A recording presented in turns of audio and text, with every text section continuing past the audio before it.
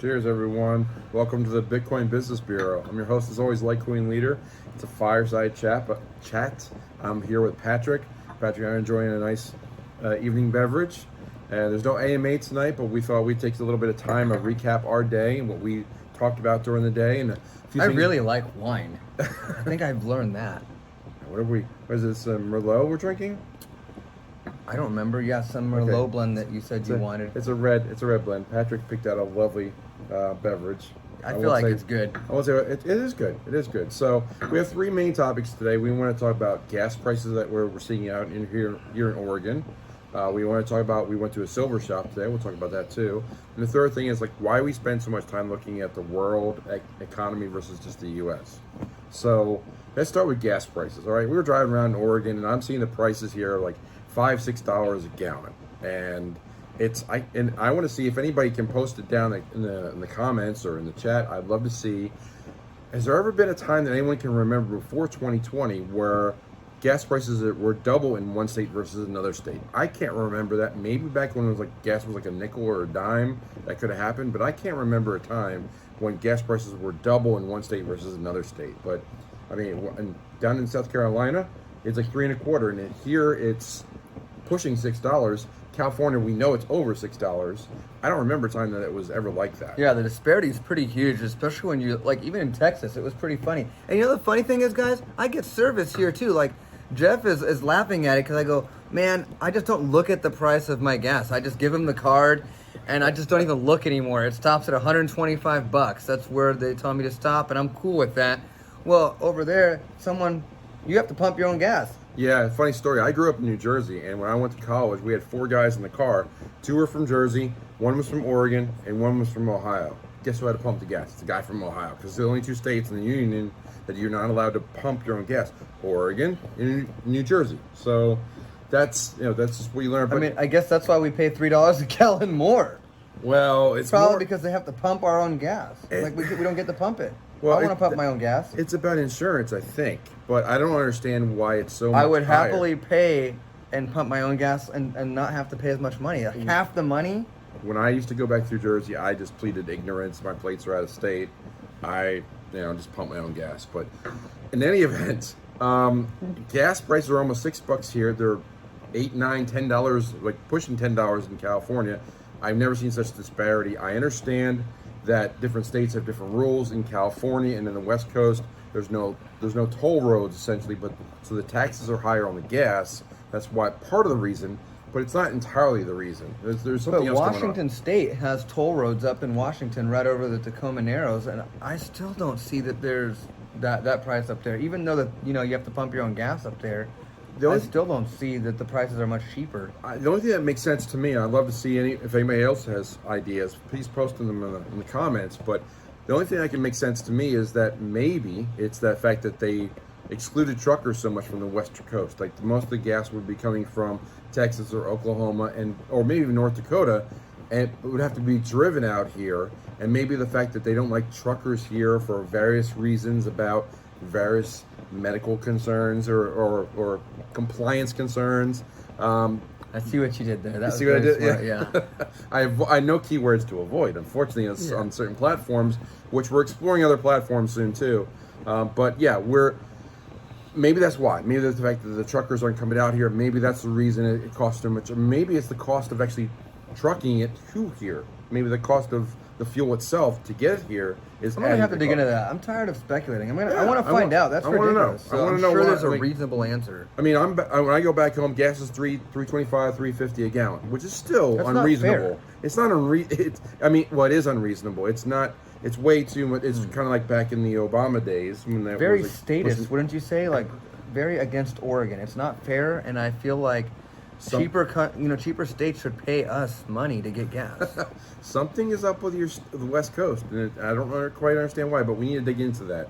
But we're digging into many things. Like we were digging into silver today. We went to a local coin shop here today, and we looked at the silver, and then we saw some deals, some not deals. But you really have to know your numbers when you walk in there, and don't be afraid to pull out your cell phone and look check some numbers too, because I was offered a deal on 40% silver, which is $0.50 after 1964, but before I think 71, somewhere in there. Like the Kennedy half dollar. Like a Kennedy half dollar, yeah. And he was trying to sell it to me for over $5, and I'm like, well, that doesn't make any sense to me, because I went and looked, and I found another site that could buy a dollar face, which is like, if it's a face value, is basically $2.50 is a dollar face. It's, by its face value, it's just $1, and I could buy it for about $7.50. Yeah. So it didn't make any sense to me to make that deal, but I found other things. I bought some copper. I bought some collectible copper that was interesting, and but there's lots of silver. We talked about silver, and we just found out what they were paying for Eagles, or what they're selling Eagles for. They're selling what, like $10 over spot? Yeah, they're selling for $10 over spot, which surprised me, because Andy Scheckman at Miles Franklin will buy them for $10 over spot. So something's not really correct with me. I think really this guy is probably not really up with the times and what they're worth right now, what the premiums are going for, because he seems to overvalue things that we know shouldn't be valued that much, and he really undervalues other silvers. So maybe we found a good place to make some arbitrage here. We'll keep an eye on it. I don't suspect he'll have much volume to sell very much in the future. Yeah, and it's very local. It's because metals are hard to transport because of their weight and the shipping costs and the insurance costs, all those different factors. The silver market and the precious metals market is often very localized. Like in Myrtle Beach, when I explored my area down there, they didn't like junk silver, so I was collecting junk silver instead. It's just a matter of what the locals want, what they don't want. They don't accept Bitcoin in Myrtle Beach yet. Working on that. They're also, I know you're working on getting your shop to get Bitcoin too, but in Maryland, that was an easy thing. Bitcoin, gold, silver, all the time. But each location seems to have their own pricing, because they're not used to, like, hey, if a network, a community like we're building with economic preppers and our social networks, the community that we have, we can say like, hey, if silver prices, if somebody's paying $40 for an Eagle in Missouri, well, we should be calling people in Missouri and saying, hey, we'll sell you Eagles because you'll make a profit, we'll make a profit, and that's how we all work together. Yeah, it's really interesting. We don't pay very much attention to what's happening just, with our neighbors across the street. And I don't mean really across the street, but just over state lines. When we were at our Economic Preppers event this last week, we had everyone from Florida and Washington, all four corners of the states here in the U.S., and I'm just finding it really interesting how we don't take time to reach across and say, hey, what are you seeing over there? What are the opportunities there? For example, one thing here was trailers. Trailers over here were selling for like $2,000 to $3,000 more than they were in Texas. So you pick up a trailer in Texas for the drive up, you'll make a couple $1,000s. Yeah. So it's just very interesting what you can find arbitrage on in different areas. Exactly. Silver is one of them. Yeah, anything you can do to like arbitrage or find things that are locally of value, it's worth having, because our markets can be local, but if your network expands beyond your local area, you may find things like, well, if someone is looking for something in somewhere else and you can find it for them, well, there's a business opportunity or a bartering or exchanging opportunity. So that's what we're looking for. But speaking of looking beyond your local areas, the other thing that we want to talk about, the third topic, was about world and current events. And that's what we're looking at, because the U.S. is very focused on the dollar. They're protecting the dollar. They're protecting their own economy because of the world standard currency. But there's a lot of things happening overseas. There's a lot of things happening, especially in Asia and Europe, that are impacting the world economy. We see the UK, the British pound is having struggles. Yeah, they're going to increase the amount of bonds they're going to be buying back.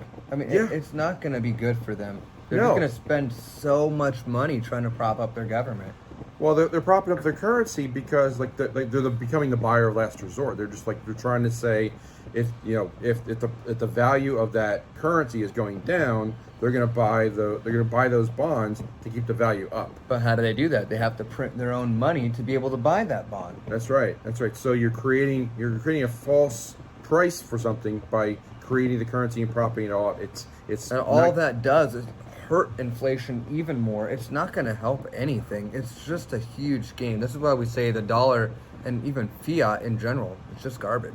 Yeah, and this is what's happening in Europe and what's happening in Asia with the BRICS nations and establishing a new gold standard, and the Belt and Road Initiative, which I definitely own a video on that topic as well.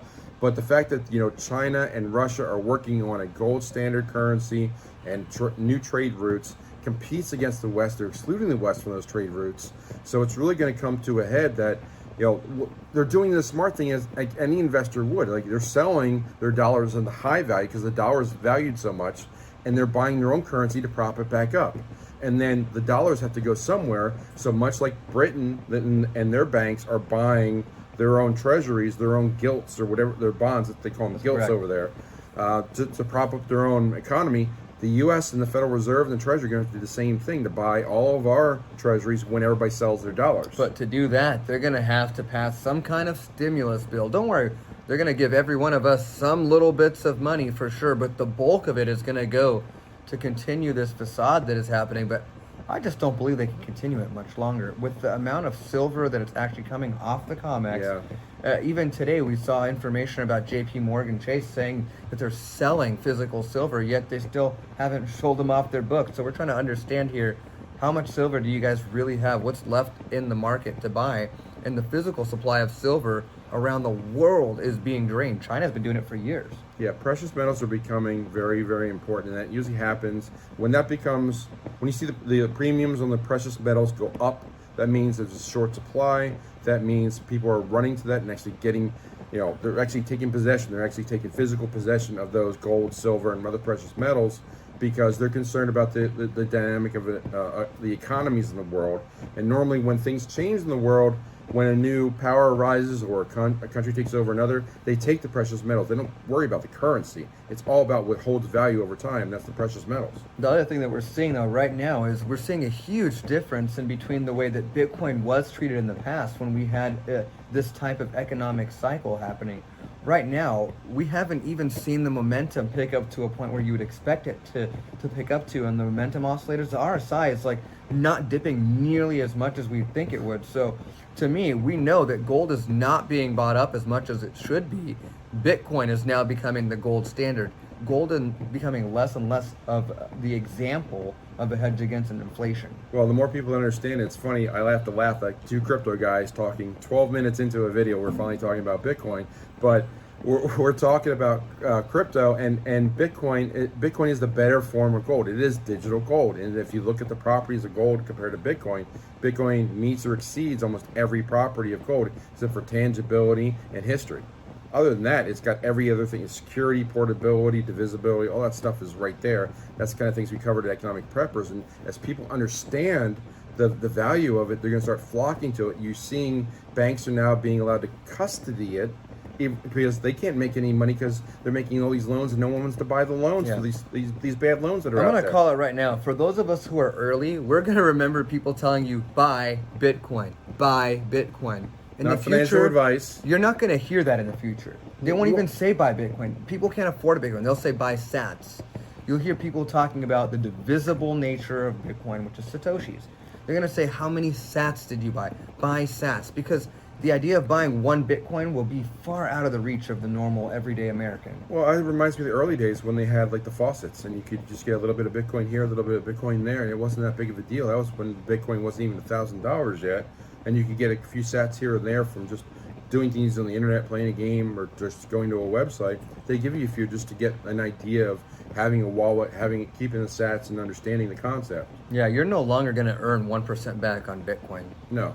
That's only going to happen for a little bit longer, just for those of us who are early to the point. Right. So these are the kind of things that we're looking at, but I wanted to cover all these different things with my friend Patrick here, DiviDaddy. We're talking about this stuff. We're going to be bringing more content to you as always, and helping you be prepared and not scared as we go through all these different events, economic and otherwise. But for now, I just want to say cheers. That was a good video. Good job. And we'll talk to you soon. Take care. Thanks, guys.